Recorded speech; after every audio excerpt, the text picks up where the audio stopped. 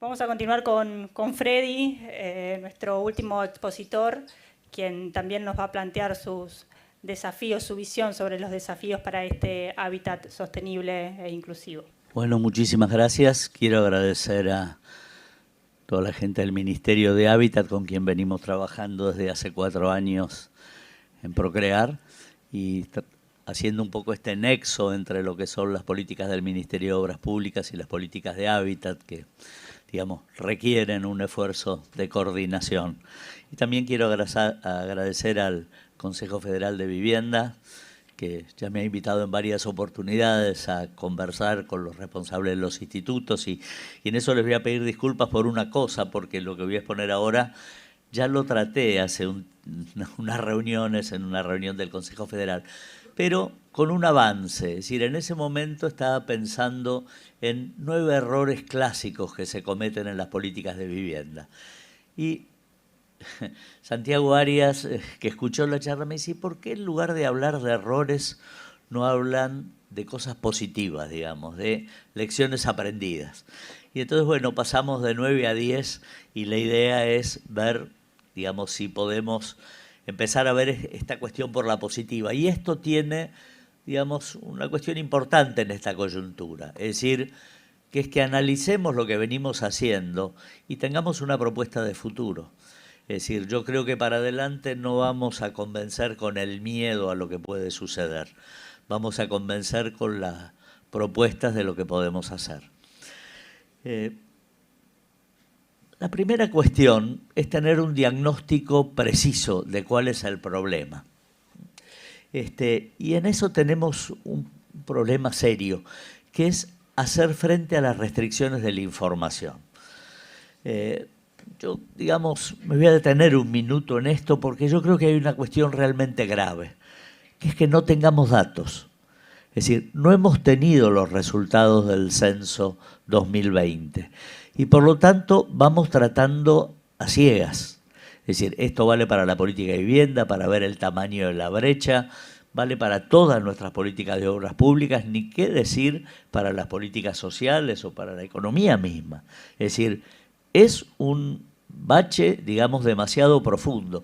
Y con los datos de vivienda nos hemos acostumbrado a manejarlo con los datos del 2010, pero esos datos se han movido. Entonces, digamos, yo estuve haciendo algunas estimaciones y la pregunta es justamente cómo proyectamos los datos, ¿no? Es decir, si para proyectar los datos aplicamos algún método, ¿no? Entonces, bueno, normalmente el método más creíble es el censo, y uno puede decir, bueno, tomo los datos del censo. Hay censos globales, que es el censo que nos está faltando, pero hay veces que hay censos parciales. Por ejemplo, podemos decir que hay encuestas, como la encuesta permanente de hogares, que nos da una visión, hoy la más aproximada que podemos tener respecto de la situación, digamos, de la vivienda. También tenemos relevamientos, como el caso del RENAVAP, que focaliza sobre una parte del problema, pero, digamos, podemos decir que tenemos datos confiables, digamos, más o menos recientes y que hacen a un universo universal, a una observación de un universo como totalidad. Otro método es proyectar tendencias, es decir, ver cómo va la tendencia de las distintas variables que definen el problema habitacional y en esto, bueno, o podemos mirar la curva a través del tiempo o podemos aplicar un porcentaje. Bueno, yo en este caso apliqué un porcentaje y, digamos, los datos censales que tenemos para mirar el problema son 2. O sea, la cantidad de habitantes y la cantidad de viviendas. Quizá en la cantidad de viviendas hay un pequeño... una postilla, digamos, que dice cuántas viviendas son viviendas individuales y cuántos son conjuntos habitacionales, pero no tenemos más. Entonces, ¿cómo diseñar una política de vivienda con esos datos? Entonces, bueno, si nosotros proyectamos por porcentaje el total de hogares, podemos decir que hay casi 14 millones de hogares, o sea que los 46 millones de habitantes están en 14 millones. Pero está la observación que hacía Eduardo. Hoy el tamaño de un hogar ha cambiado. Si era 3.3, digamos, en el censo del 2010, hoy hay la proliferación de hogares de otro tamaño, incluso una flexibilidad respecto a lo que podemos considerar hogares. Y en ese sentido el déficit de vivienda ya no es el de la familia tipo, ¿no? Sino que hay, digamos, una diversidad mayor. Lo mismo podríamos decir respecto a las viviendas desocupadas, que es un tema, digamos, que habitualmente hoy en día ha formado parte de la coyuntura y de la discusión. Si aplicamos el índice, que es el 18% de viviendas desocupadas, sería 3.200.000 viviendas desocupadas. Esto nos lleva a, digamos, una observación. Nos parece que la cantidad de viviendas desocupadas ha crecido, porque la dificultad o el desfasaje entre el valor del salario y el porcentaje del valor de la propiedad que espera un propietario tener como alquiler ha aumentado el número de casas vacías. Quiere decir que ahí tenemos una segunda variable que nos distorsiona. Bueno, los hogares deficitarios, aplicando ese porcentaje, deberían dar por los 4 millones de viviendas. Estamos acostumbrados a decir que hay 3 millones de déficit, pero si aplicamos el porcentaje del censo del 2010, deberíamos estar aproximando a los 4 millones de viviendas. Es decir, es muy importante asumir el margen de error, porque tenemos una dimensión, una envergadura del problema, pero también somos conscientes de dónde puede estar la distorsión. Y en esto, la primera lección aprendida es que tenemos que ser cuidadosos en la información con la que nos manejamos. Claro, cuando miramos cómo se organiza este déficit, bueno, encontramos muchas cosas, ¿no? Hay 13.900.000 hogares, decimos casi 14 millones, en 17 millones de viviendas. Quiere decir que hay unas 3.200.000 viviendas desocupadas. Después vamos a analizar este punto. Los hogares deficitarios son el 28%, es decir, que son casi 4 millones. Pero hay una cosa importante, hay 10 millones de hogares que no son deficitarios. Esto nos lleva a una observación. Los hogares que no son deficitarios o resolvieron su problema en el mercado o fueron objeto de alguna política pública, ¿no? Es decir, a lo largo de la historia. Es decir, hoy tienen una casa, pero a lo mejor un porcentaje fue resultado de una política pública. Quiere decir que para hacer 4 millones de viviendas o para solucionar el problema de 4 millones de hogares, digamos, que tienen problemas con la vivienda, bueno, no sé si podemos pensar que el Estado va a construir esas viviendas necesariamente, sino que la pregunta es cómo la política pública apalanca la posibilidad de la sociedad, y en esto hago cosas muy grandes, no solamente que las empresas, sino también los autoconstructores, digamos, acorten el camino, digamos, para acceder a una vivienda digna.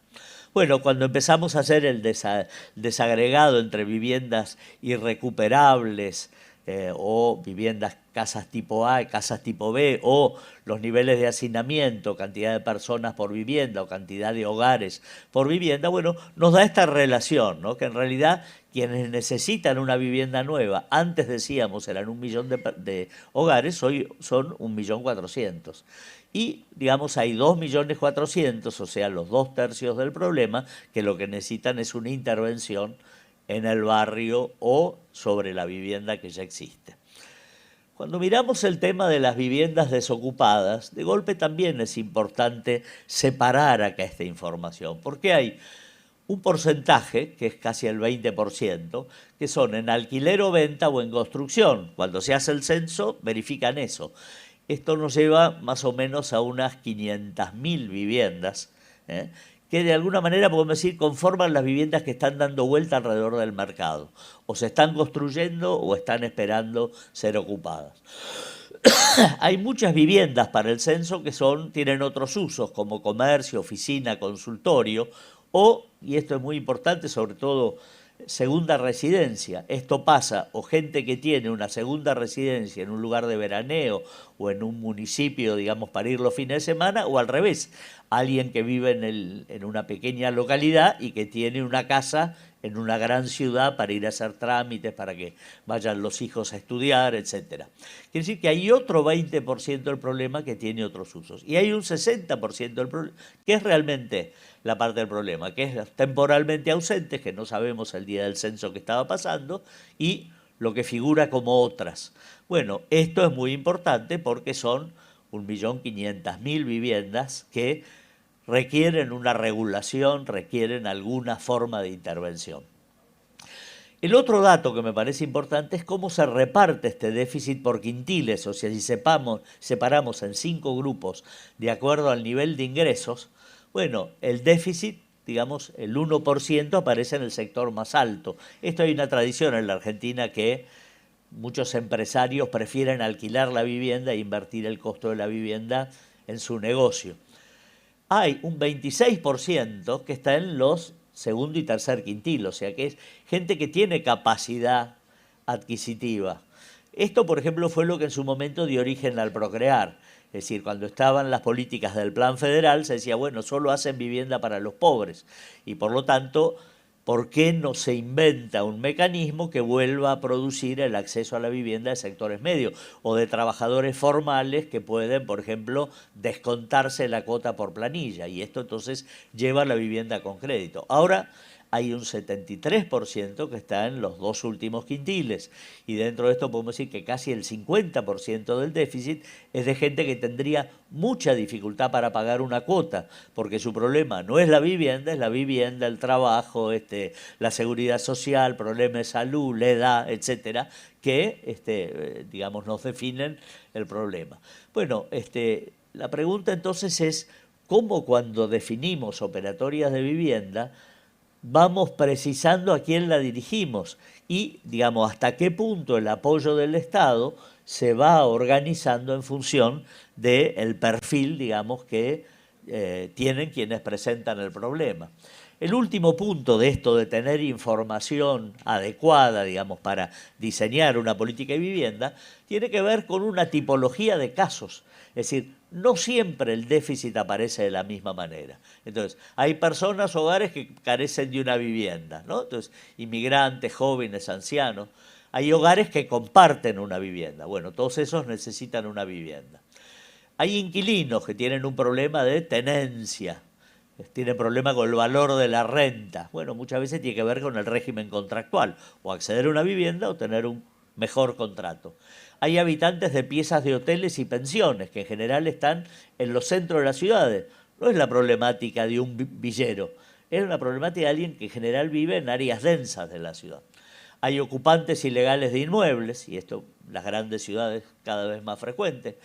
Hay hogares que habitan viviendas de mala calidad, ¿no? Entonces estos necesitan una intervención, por ejemplo, zonas viejas de la ciudad, es decir, que han tenido problemas de mantenimiento. Hay hogares que habitan viviendas a medio construir. Este es el mundo de la autoconstrucción, es decir, que en el momento que hacemos un corte, bueno, la gente está en la mitad de la obra, en un determinado momento de la obra. Hay asentamientos en áreas contaminadas o vulnerables. Recién, digamos, nos estaban planteando eso. Aparece la discusión si hay que consolidar ese asentamiento, si hay que desplazarlo. Y siempre desplazar un área inundable, un área contaminada, etcétera, es un tema de discusión, incluso entre los municipios y las organizaciones sociales. Hay asentamientos espontáneos sin trazado, de baja densidad, lo que llamábamos históricamente villas, pero hoy vemos que hay asentamientos espontáneos sin trazado, pero que han incrementado la densidad, como es el barrio Carlos Mujica, ¿no? Es decir, que tenemos 3 y 4 pisos, ocupantes e inquilinos, dentro, digamos, una realidad urbana mucho más compleja que lo que históricamente llamábamos una villa. Hay asentamientos informales. Acá hay una ventaja, que tienen trazado, aunque tienen problema con la tenencia, pero supone otro tipo de políticas distintas. Es más fácil la regularización, es más fácil el mejoramiento de barrio, es más fácil dar un crédito individual para que cada uno se construya una casa. Hay loteos precarios, estos los antiguos Canmar, Vinelli, etcétera, que no tienen las infraestructuras y por lo tanto son casas tipo B. Bueno, ahí lo que es programas de mejoramiento de barrio, programas de agua y cloaca, el programa, por ejemplo, que está haciendo AISA de extensión de las redes, es la política de vivienda adecuada. Hay viviendas en edificios deteriorados. Bueno, ahí, digamos, en el área central aparecen muchos. Y en este sentido, antiguos conjuntos de vivienda pública precarios, ¿no? Fuerte Apache, el barrio Pepsi, ¿no? Es decir, que son conjuntos Fonavi de hace 50, 60 años y que hoy están destruidos y que muchas veces encontramos problemas más serios, digamos, que en lo que llamamos una villa. Y, digamos, está todo el tema de deudores, desalojados, etcétera. ¿Qué quiere decir esto? Cuando hablamos, bueno, hay casi 4 millones de viviendas de déficit. Bueno, aparece dentro de esta tipología. ¿Y esto qué quiere decir? Que cada tipo de problema supone un tipo de respuesta. no se soluciona esto sacando a la gente de donde está y mandándolo a un conjunto habitacional, digamos, en la periferia. Y en general hay bastante poca imaginación, por ejemplo, para hacer remodelación de inmuebles patrimoniales como vivienda social. Todo el mundo está viendo cómo lo convierte en un centro cultural, en un museo, pero, digamos, muchos pueden, y en este momento aparece la discusión, por ejemplo, en el centro de Buenos Aires, cómo convertir oficinas en viviendas, ¿no? Y en esto, con los distintos targets, digamos, población objetivo a los que puede dedicarse esa vivienda. Quiere decir que cuidar la información es clave para el diagnóstico, y tener un buen diagnóstico es la clave para tener una buena política. Segunda cuestión, ¿cómo ponderar la incidencia, tener claridad de cómo incide la vivienda sobre el desarrollo económico y el empleo, ¿no? Muchas veces los planes de vivienda surgen como respuesta a una crisis, ¿no? Y en ese sentido es interesante analizar cómo es la relación entre producción de vivienda, generación de empleo, etc.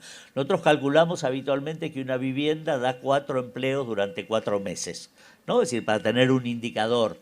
Esto con las empresas que mejoran la productividad, puede ser que el número sea más finito, cuando esa autoconstrucción puede ser que este número se estire un poco. Pero, digamos, normalmente si uno piensa que hay que hacer, no sé, decir 4 millones de viviendas, uno puede decir en 8 años, si uno quisiera solucionar el déficit en 2 periodos, bueno, estaría dando unas 700.000 empleos por año. La cifra no parece tanto, ¿eh? Por ejemplo, el conjunto de las obras públicas hoy genera mucho más, pero el rubro vivienda, siendo vivienda nueva, por ejemplo, bueno, tendría ese impacto sobre el empleo. En este sentido, si hacemos una estimación de los fondos necesarios, bueno, la cifra es preocupante, porque hacen falta más o menos unos 12.300 millones de dólares por año, ¿no? Y esto, yo tomo una cifra para darle envergadura a estos números que uno le pierde la dimensión. El puente Resistencia a Corrientes, que nos acaban de autorizar el Banco Mundial a tener el financiamiento para hacerlo, sale 1.000 millones de dólares, ¿no? Quiere decir que tendríamos que hacer un puente Chaco-Corrientes durante 10 años, o por lo menos poner ese tema y esa magnitud de fondos en agenda, digamos, para hacer frente al problema. Si uno, digamos, dice 24 millones, es la mitad de la deuda que tomó Macri, digamos, no sabemos para qué, digamos, ¿no? Es decir, en ese sentido, bueno, es muy importante considerar los efectos multiplicadores.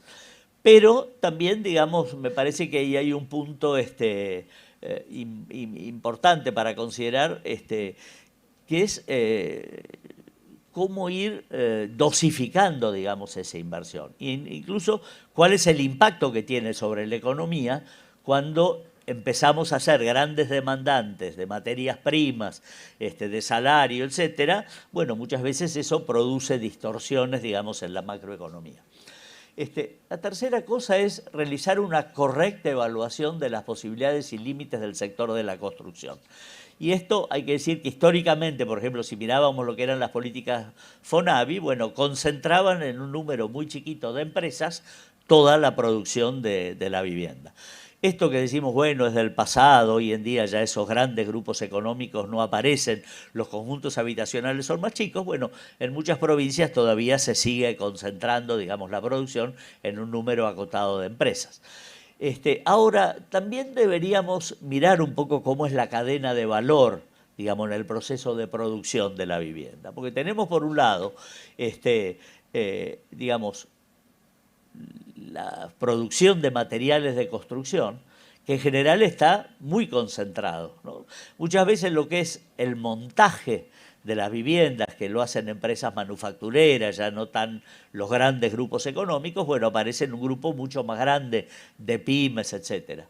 Ahora, hay mucha vivienda que se produce de manera artesanal, incluso yo diría que la vivienda de lujo se produce de manera artesanal, un arquitecto con unos gremios y hace lo que podríamos llamar un traje a medida, ¿no? Es decir, o sea que hay una parte de la producción que no está en esos niveles de concentración. Por otro lado está todo el mundo de la autoconstrucción, que realmente debe ser muy grande porque las empresas de cemento prefieren vender el cemento en bolsas que a granel. Quiere decir que en los corralones de materiales de barrio hay una gran economía que se está poniendo en movimiento alrededor de la autoconstrucción. Y por otro lado existen las cooperativas, mutuales, etcétera, que también producen vivienda.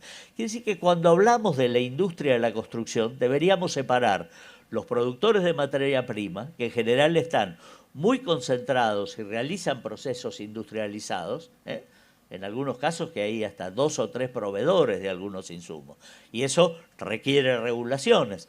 Pero por otro lado, que está muy diversificada la manera de construir. Y que al diseñar políticas de vivienda podríamos tener a lo mejor procesos industrializados, pero también reconocer que el grueso de la construcción lo hacen pequeñas y medianas empresas, o cooperativas, o formas artesanales de producción, o, digamos, apoyo a la autoconstrucción. Entonces, bueno, en esto voy a ir un poco rápido, ¿no? Pero, digamos, el cuarto tema es tener un conocimiento de manejo de las herramientas disponibles, ¿no? Entonces, tenemos la obra pública, o sea, nosotros podemos construir. Tenemos también la normativa y estamos todos pidiendo regulaciones. Tenemos mecanismos fiscales, o sea, podemos cobrar impuestos, tasas y regular, por ejemplo, el mercado de suelo a través de regulaciones de tipo fiscal. Tenemos herramientas presupuestarias, o sea, tenemos el presupuesto, podemos dar créditos, podemos incorporar subsidios, etcétera. O sea, esas son también herramientas de la política de vivienda. Tenemos financieras, por ejemplo, la constitución de fideicomisos, de fondos, por ejemplo, como cuando era la relación entre el Fondo de Garantías del ANSES y Procrear, ¿no? Es decir, el capital que se invertía era el Fondo de Garantía, el que le tenía que garantizar la tasa de interés que el Fondo de Garantías requería, y lo que pagaba la política de vivienda era el gap, digamos, la diferencia entre lo que podía pagar un beneficiario y la tasa que había que pagarle al fondo. Entonces, bueno, los créditos se apalancaban, pero el grueso de la inversión estaba dado por un mecanismo financiero. Bueno, hay mecanismos de gestión, o sea, se pueden armar fideicomisos, se pueden armar estructuras, unidades ejecutoras, y esto, digamos, va dando distintos mecanismos de gestión. Por ejemplo, en la ciudad de Buenos Aires está la ordenanza esta que habilita, digamos, la construcción por parte de los vecinos, y la 31, y eso, digamos, bueno, es un mecanismo de gestión. Y hay mecanismos de seguimiento y control, ¿no? Que es sobre todo la inspección, el seguimiento de las obras, que en general es lo que muchas veces se afloja, ¿no? Y dónde encontrar. Entonces acá aparece una cuestión. Si nosotros mezclamos esto que decimos, ¿cuál es la cadena de valor? O sea, el suelo, los materiales, el montaje, la comercialización, el financiamiento, ¿no? Cómo se va estructurando el proceso de producción de vivienda. Y miramos las herramientas de que disponemos, se puede armar una matriz donde para cada uno de los procesos podemos identificar un conjunto de herramientas. Y dentro de esa matriz es que para cada tipo de operatoria podemos definir un diseño de cuál es el mecanismo más adecuado para operar la política de vivienda. Bueno, de esto no voy a hablar demasiado porque es obvio garantizar la provisión de infraestructuras, equipamiento y servicios, ¿no? Los institutos suelen no adquirir tierra y hay como una especie de implícito en la política de vivienda que no se compra la tierra, ¿no? Y, digamos, muchas veces después hacer la urbanización sale más caro incluso a veces que la obra, ¿no? Si pues, compramos un terreno que está barato en la periferia y hay que llevarle el agua, las obras de nexo, etcétera. Bueno, a veces era más rentable comprar un lote, no sé, de 15 por 30, demoler la casita que está en ese lote, o sea, pagamos el costo de la casa y construimos ahí 8 unidades. Que no tiene por qué ser una torre, puede ser un edificio de planta baja y 2 pisos, planta baja y 3 pisos, donde haya 8 departamentitos. Y, digamos, no hubo que llevar ninguna red. Y si hacemos la cuenta, el costo de la tierra es muchísimo más barato que hacer las obras de infraestructura. Podemos decir incluso hoy como sospecha que para las empresas constructoras más concentradas, el negocio está en hacer las redes de infraestructura, no tanto las viviendas, que es una obra que en general se les presenta como muy compleja y llena de complicaciones. Es decir, en esto, digamos, cambiar ese switch, digamos, y empezar a pensar que ir densificando el tejido existente, encontrando oportunidades en el mercado de suelo, bueno, muchas veces se encuentran los mecanismos de cómo adquiere suelo el Estado, ¿no? Y acá aparece esta posibilidad de tener una herramienta de gestión. Si los municipios o las provincias tuvieran una empresa urbanizadora o un desarrollador inmobiliario público que interactúe en el mercado de vivienda, que defina valores y que tenga capacidad de comprar, bueno, es muy posible desarrollar de otra manera una política de vivienda densificando el tejido existente. Bueno, esto... perdón, el PowerPoint va a quedar si alguien quiere después ir leyendo todos los puntos, digamos, con detalle, ¿no? Bueno, en este sentido hay que prever una inserción adecuada en la estructura de las ciudades. Normalmente vemos que se expanden las periferias de barrios de baja densidad y se fomenta ese patrón de comportamiento del sueño de la casa propia con jardín y pileta, digamos, ¿no? Es decir, como... Bueno, yo creo que ese es un sueño caro. Hoy Eduardo contaba, digamos, el costo fiscal, ambiental, digamos, en términos de infraestructura, de seguir avanzando sobre ciudades muy expandidas y de baja densidad, pasa a ser un costo grave. Esto no quiere decir que no se pueda aspirar más a la casa con jardín, pero por ahí, al prever urbanizaciones, se pueden prever partes que tengan vivienda individual, partes que tengan condominios, partes que tengan centralidades, digamos, dentro del barrio. En eso la experiencia de la ciudad de jardín, que existieron en el mundo, pero también existieron, digamos, en Argentina, como Ciudad Jardín en 3 de febrero, Ciudad Evita, digamos, ¿no? Que justamente encontramos esto, la mezcla de densidades, la definición de centralidades y la construcción de unos barrios donde la gente quiere vivir.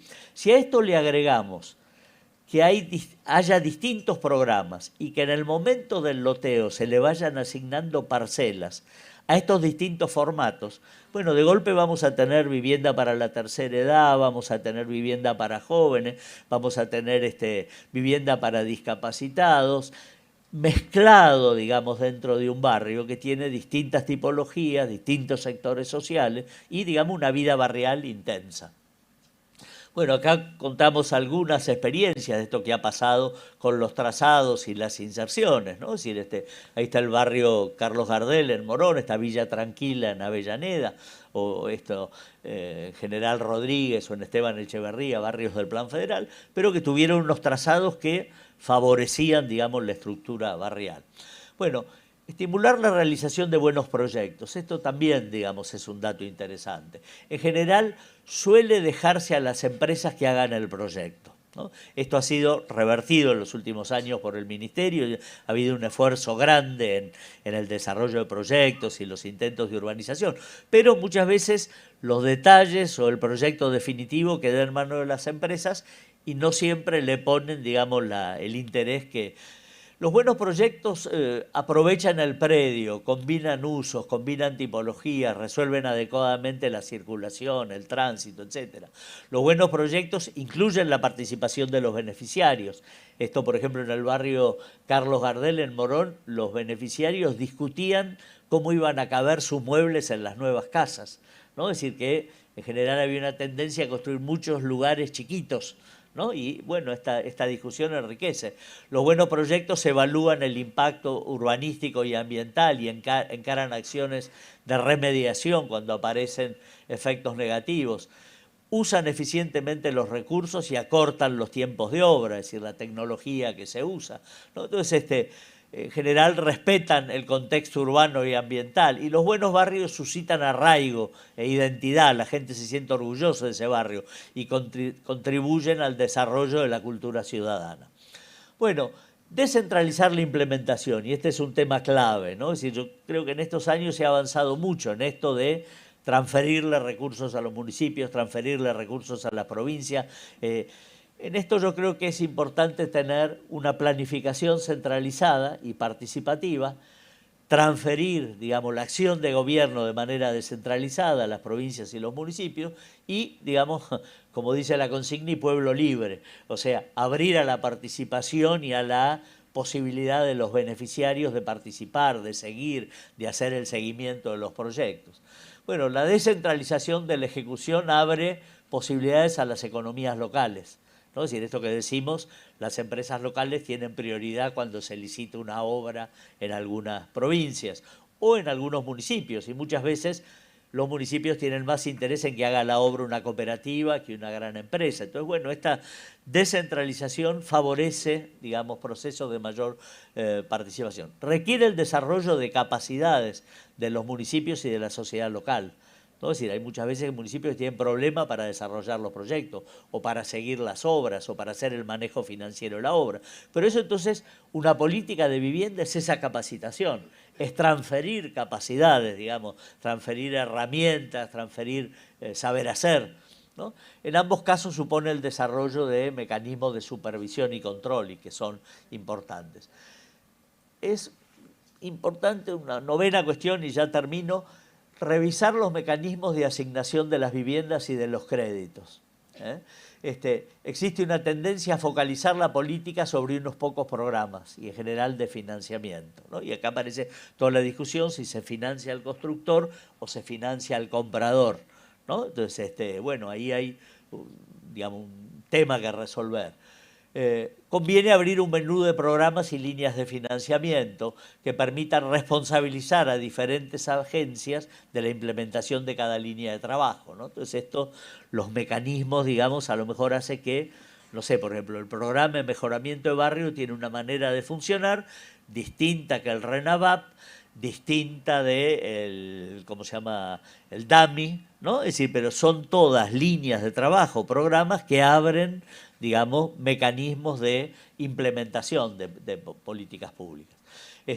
Bueno, esto permite a las comunidades elegir el programa que más le conviene. O sea, dentro de un menú de programas, bueno, en mi municipio los que necesito son estos. En el área céntrica voy a hacer vivienda, voy a densificar un poco el tejido y voy a absorber el crecimiento con este otro programa. Y voy a usar mejoramiento de barrios para hacer infraestructura en barrios que tienen déficit de infraestructura, ¿no? Entonces esa posibilidad de ampliar es central.